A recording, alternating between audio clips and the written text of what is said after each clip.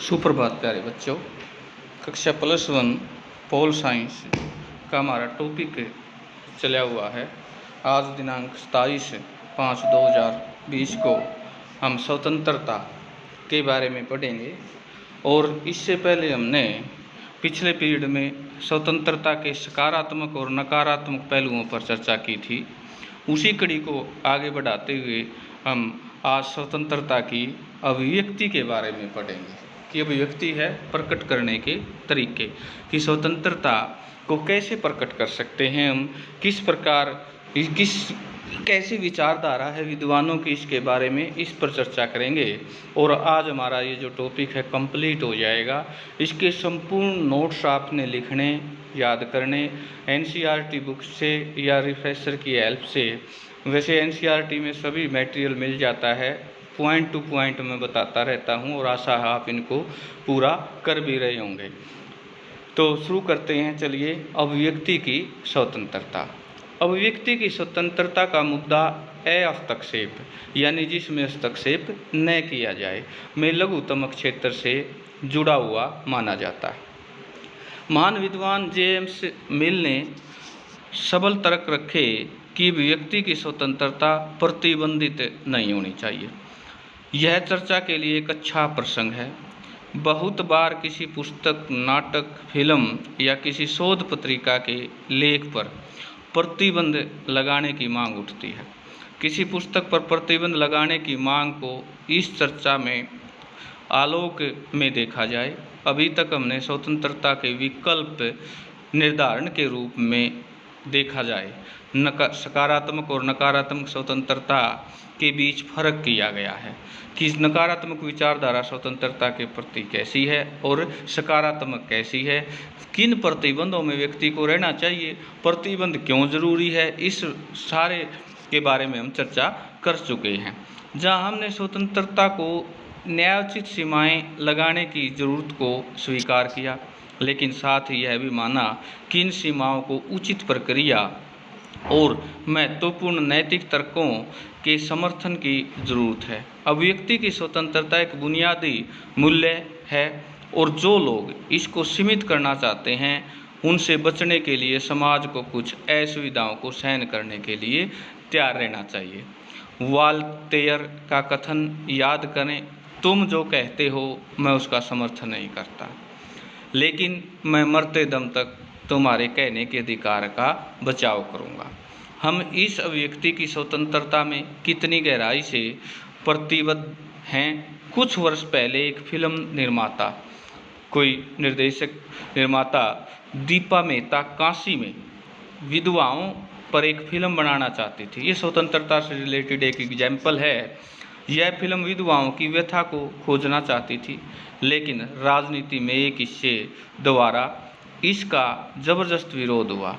विरोधियों को लगता था कि इससे भारत को के बहुत बुरे तरीके से प्रस्तुत किया जाएगा।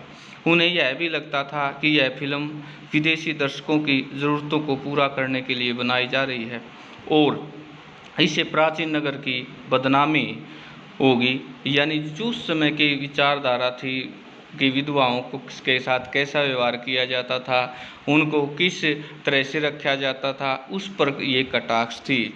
उन्होंने इस फिल्म को नहीं बनने दिया। परिणाम स्वरूप फिल्म काशी में नहीं बनाई जा सकी। बाद में यह फिल्म कहीं और बनाई गई। इसी तरह से औरबे मेमन की रामायण रिटोल्ड और सलमान रुश्दी की दी सैटानिक वर्सेस समाज के कुछ हिस्सों में विरोध के बाद प्रतिबंधित कर दी गई। The last temptation of Christ नामक फिल्म और मी नाथुराम बोलते नामक नाटक भी अन्य समूहों द्वारा विरोध के बाद प्रतिबंधित कर दिए गए। यानी ऐसी जो समाज की कोई नब्ज पकड़ दी हो, यानी इससे ऐसे परिणाम निकल के आए जिससे क्या हो, हमारा इतिहास प्रभावित हो या उन लोगों के प्रति कोई कटाक्ष हो तो उन पर प्रतिबंधित कर दिया जाता है।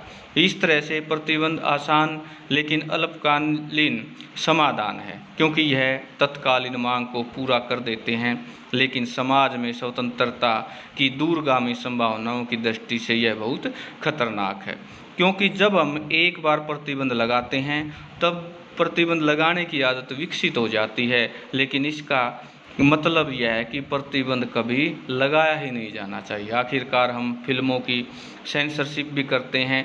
सेंसरशिप प्रतिबंध के अलग से अलग है। जिन सवालों पर अक्सर वाद विवाद होता है वे ये हैं कि किन स्थिति में प्रतिबंध लगाना चाहिए, किससे में नहीं, यानी परिस्थितियाँ देखी जाती है कि प्रतिबंध किन परिस्थितियों में लगाना चाहिए और किन में नहीं। क्या प्रतिबंध कभी नहीं लगाए जाने चाहिए। इसी से जुड़ी दिलचस्प बात है कि इंग्लैंड में भी जो राज परिवार के लिए काम करता है वह राजमहल की आंतरिक बातों के बारे में न लिखने के लिए एक समझौते में बंधा होता है। अगर कोई व्यक्ति राजमहल की नौकरी छोड़ने के बाद महल की राजनीति के बारे में कोई साक्षात्कार देना चाहे, लेख या पुस्तक लिखना चाहे, तो वह ऐसा नहीं कर सकता। क्या यह अभिव्यक्ति की स्वतंत्रता पर अन्यायपूर्ण प्रतिबंध है।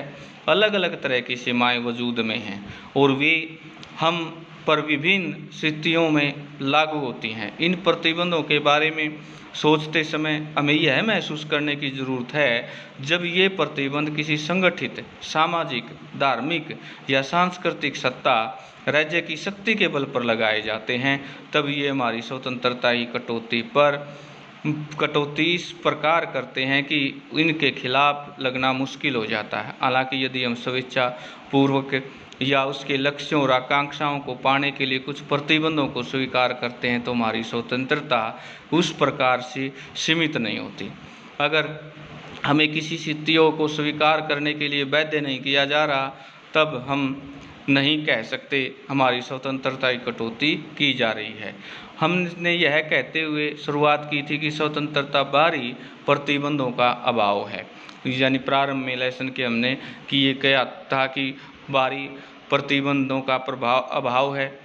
अब हम यह महसूस कर चुके हैं कि स्वतंत्रता हमारे विकल्प चुनने में, सामर्थ्य और क्षमताओं में छुपी होती है।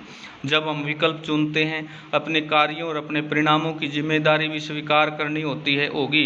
इसलिए स्वतंत्रता के अधिकतर पक्षधर लोग मानते हैं कि बच्चों को माता पिता की देखभाल में रखा जाना चाहिए। यही निर्णय लेने, उपलब्ध विकल्पों विवेकपूर्वक जांचने और अपने कार्यों की जिम्मेदारी अपने कंधों पर, यानी जिम्मेवारी लेनी चाहिए कि हमारी क्षमता पर जितना विकास शिक्षा और निर्णय निर्माण के परिष्कार से होता है, उतनी ही जरूरत इसको राज्य और समाज की सत्ता को सीमित करके पालने पोसने की है।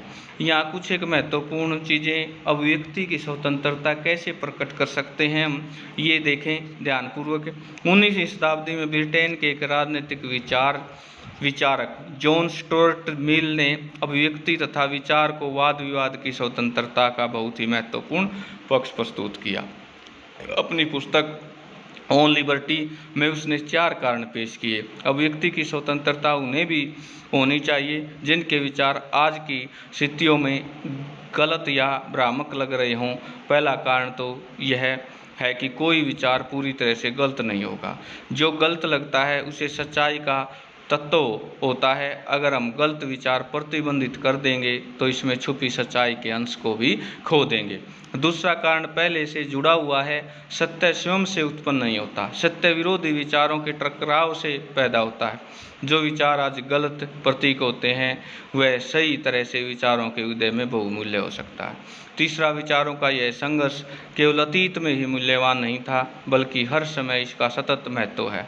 सत्य के बारे में यह खतरा हमेशा वह विचारहीन रूढ़ उक्ति से बदल जाए। जब हम इसे विरोधी विचार के सामने रखते हैं तभी इस विचार को विश्वसनीय होना सिद्ध होता है। अंतिम यह है कि हम इस बात को लेकर निश्चिंत नहीं हो सकते कि हम सत्य समझते हैं। यही सत्य है। कई बार जिनके विचारों को किसी समय पूरे समाज में गलत समझना दबाया था, बाद में सत्य पाए गए। कुछ समाज ऐसे विचारों के दमन करते हैं जो आज उनके लिए स्वीकार्य नहीं है, लेकिन ये विचार आने वाले समय में बहुत मूल्यवान ज्ञान में बदल सकते हैं। दमनकारी समाज ऐसे संभावशील ज्ञान के लाभों से वंचित रह जाते हैं। तो प्यारे बच्चों, कहने का भाव ये है कि आज ये स्वतंत्रता का टॉपिक कंप्लीट हो गया और इसके जो आज का जो होमवर्क बनेगा वो ये रहेगा कि स्वतंत्रता की अभिव्यक्ति किस प्रकार प्रकट कर सकते हैं, एक तो महत्वपूर्ण पॉइंट ये रहेगा। दूसरा है अभिव्यक्ति की स्वतंत्रता के बारे में विभिन्न विद्वानों के विचार कैसे हैं, पहला कारण, दूसरा कारण, तीसरा कारण और अंतिम कारण। नेक्स्ट बनेगा कि इसके जो एनसीईआरटी के पीछे क्वेश्चन है, अभिव्यक्ति की स्वतंत्रता का क्या अर्थ है, आपकी राय में स्वतंत्रता का समुचित प्रतिबंध क्या होंगे। पिछले लगभग 4-5 दिन में हमने ये लेसन कंप्लीट किया है। आशा है कि रोज़ाना का काम आप रोज़ाना करते होंगे, राइटिंग का या फिर लर्न का। आज ये लेसन कंप्लीट हो गया। इसके कंप्लीट जो पॉइंट बताए यानी नोट्स के लिए, और ये 5 क्वेश्चन है जो एनसीईआरटी के, आप सुंदर नोटबुक में इनको लिखेंगे, याद करेंगे, परीक्षा की दृष्टि से महत्वपूर्ण है। आशा है सही ढंग से आपको समझ में आ रहे होंगे, और इनको मटेरियल जो लेसन में से निकल पड़ता है सभी का सभी वहाँ से इसका सॉल्यूशन लिख लें आप नोटबुक में अच्छे ढंग से, ताकि और दूसरी चीज़ है इनको अच्छे ढंग से याद कर लें। धन्यवाद।